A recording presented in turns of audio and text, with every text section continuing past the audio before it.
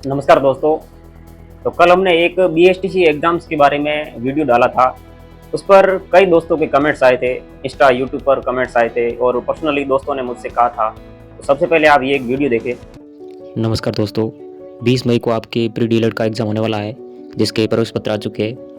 तो अब जो हमारे नए स्टूडेंट्स जो कि पहली बार एग्ज़ाम देने वाले हैं, ये वीडियो स्पेशली उनके लिए है कि अगर आपको एक ऐसा वीडियो चाहिए जिसमें आपको बताया जाए कि एग्ज़ाम आपको कैसे पेपर अटेंड करना है, टाइम मैनेजमेंट कैसे करना है, कौन सा सब्जेक्ट आपको पहले करना चाहिए और कौन सा बाद में, जिससे आपके सवाल भी ना छूटे और अगर आप अच्छा स्कोर करना चाहते हैं तो एक सही रणनीति क्या होनी चाहिए।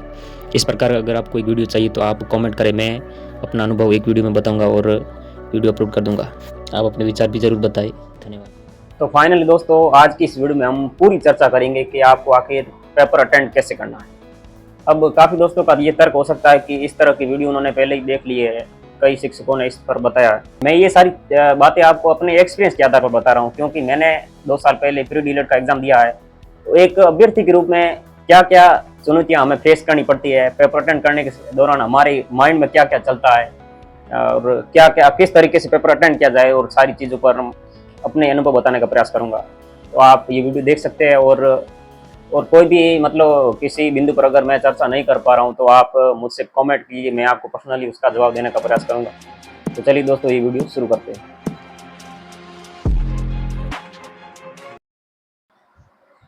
तो पहला सवाल ये है कि पेपर देते समय हमें बहुत सी घबराहट होती है और ओमार भरने में कहीं गलती ना हो जाए, इसके बारे में क्या करना है। तो दोस्तों, आपको करना ये है, जैसे ही आपकी रूम में एंट्री होती है तो सबसे पहले तो आपको रिलैक्स महसूस करना है, किसी प्रकार की घबराहट नहीं करनी है।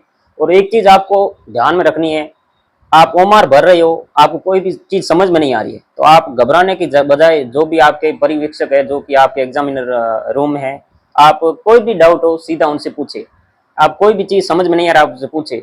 नहीं तो क्या है कि आपको एक भय रहता है कि हमें कहीं ओमार भरने में गलती तो ना हो जाए। आपको रोल नंबर भरना होता है, आपको अपना जो भी उसमें डिटेल्स लगानी होती है वो आप बहुत ध्यान से भरिएगा, क्योंकि उसमें अगर आपकी गलती होती है तो फिर आपका कॉन्फिडेंस लो हो जाएगा, तनाव युक्त हो जाएंगे। तो आपको कोशिश ये करनी है कि सबसे पहले आपको ओमार अच्छे से भरनी है। हर एक चीज़ जो आपको समझ में नहीं आ रही है, आप सीधो अपने पर्यवेक्षक से पूछे कि ये किस प्रकार से भरना है, क्या डिटेल्स लगानी है, उनके हिसाब से आप पूछे। तो दोस्तों, दूसरा और सबसे महत्वपूर्ण सवाल ये है कि हमें पेपर अटेंड कैसे करना है। इसमें हम 2 बिंदु पर चर्चा करेंगे कि आपको पेपर 2 राउंड में करना है, और दूसरी चीज के आपको कौन से सब्जेक्ट के सवाल हो जो पहले अटेंड करने हैं और कौन से बाद में करना है, जिससे आपको मतलब टाइम मैनेजमेंट हो जाए, सवाल छूटने का डर ना हो। तो दोस्तों, मैं अपना आपको अनुभव बताता हूँ। मैं हर बार जब भी पेपर देना चाहता हूँ तो पेपर को 2 राउंड में करता हूँ। इससे क्या है कि जो भी पहले राउंड में आप वो सवाल करिए जो आपको एकदम सटीक याद हो। आप तुरंत क्या करें, जैसे ही आपने उम्र भर दी है, आप पर्सन लेकर बैठ जाए। जो भी सवाल आप पहले से स्टार्ट करें, जो भी सवाल आप आ रहा है उनको एक बार टिक कर दे, उस ऑप्शन को टिक कर दे। ऐसे करते आप टिक करते चले जाए। आपको ये गलती नहीं करनी है कि एक प्रश्न का ऑप्शन आपने टिक कर दिया है, अब आप उम्र भरने बैठ जाए, ऐसा ना करें आप। पहले राउंड में आपको जो भी प्रश्न आ रहे हैं, मतलब जिनको प्रश्न को देखते आपको उत्तर जिनका समझ में आ रहा है, उनका उत्तर आप एक बार टिक कर ले। जैसे आपने टिक कर लिया, जैसे आपके 200 सवाल है तो उसमें आप पहले राउंड में लगभग 80-90 क्वेश्चन या 100 के आसपास जितने भी क्वेश्चन आपको एकदम सटीक आ रहे हैं, तो उनका टिक करके ओमार लेकर बैठ जाए और तुरंत जो भी आपने टिक किया वो ओमार में गोली भर दे। पहले राउंड में आपको वही प्रश्न करने हैं जो आपको एकदम सटीक आ रहे हैं। इससे आपको होगा क्या कि आपको एकदम कॉन्फिडेंस आ जाएगा, हाँ कि मेरे ये प्रश्न तो अब श्योर है, इतने मार्क्स तो मेरे अब बैठ ही रहे हैं। पहला राउंड आपको फटाफट कर लेना है, जिससे आपका आधा पेपर हो जाएगा और आधे टाइम में भी आपका पेपर हो जाएगा। तो दूसरे राउंड में अब आपको क्या करना है, पहले प्रश्न से स्टार्ट करें। अब जो भी प्रश्न आपने नहीं किया है तो उनको दूसरे राउंड में आपको टाइम देना है, सोचना है कि भाई क्या हो सकता है इसका। 2 ऑप्शन काटने का प्रयास करें, जो भी ऑप्शन करते हैं उसके आधार पर, क्योंकि नेगेटिव मार्किंग है नहीं तो आपको इसमें तुक्के लगा नहीं है। दूसरे राउंड में वही प्रश्न करें जो आपने पहले राउंड में छोड़ दिए थे और ऑप्शन के आधार पर उनका उत्तर आपको करना है। इससे आपका क्या होगा कि आपको कॉन्फिडेंस जागेगा और पेपर छूटने का डर नहीं रहेगा। नहीं तो आप क्या करते हो कि पहले राउंड में सभी सवाल करने का प्रयास करते हो तो कई क्वेश्चन ऐसे जो रीजनिंग है, जैसे इंग्लिश है, तो आपका टाइम ज़्यादा ले लेंगे, आपके बाकी वाले सवाल जो सरल सवाल है वो भी रह जाएंगे।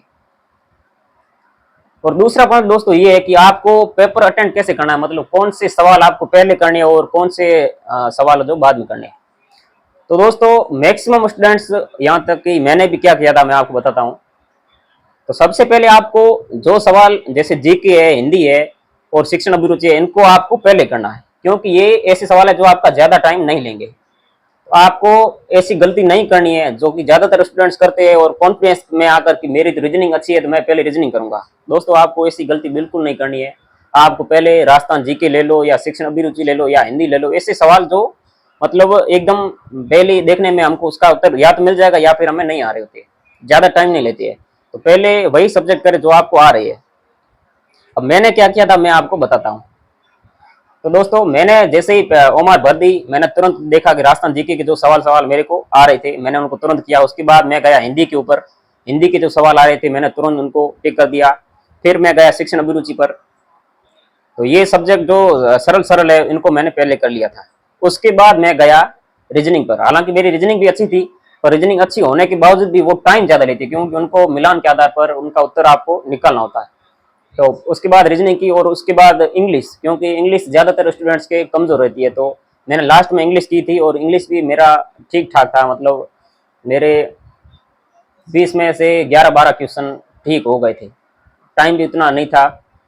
तो इस प्रकार से आपको करना है।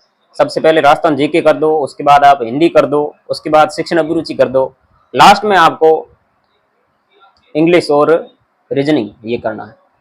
इस प्रकार से आपको करना है, जिससे आपका क्या है टाइम भी बच जाएगा और समय पर आपका पेपर पूरा हो जाएगा और आपको डर नहीं लगेगा कि मेरा टाइम जा रहा है मैं पेपर नहीं कर पा रहा हूँ। तो आपको इस प्रकार से करना है।